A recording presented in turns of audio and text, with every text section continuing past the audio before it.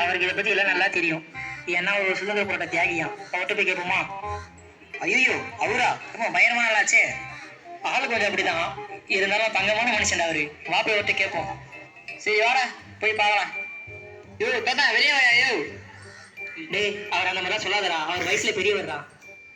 சரிடா தாத்தா. தாத்தா வெளியே வா தாத்தா.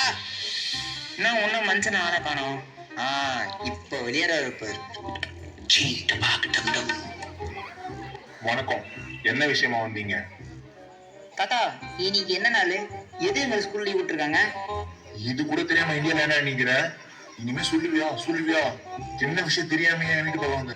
ஹாப்பி இண்டிபெண்டன்ஸ் டே தாத்தா. மன்னிச்சிருங்க, இப்போதான் ஞாபகம் வந்துச்சு. எங்க ஸ்கூல்ல சொன்னாங்க. அப்பா, இப்பயாவது நெஞ்சில பாட வளர்த்தியே. வாங்கப்பா, வீட்டுக்கு வந்து காஃபி சாப்பிட்டு போங்க.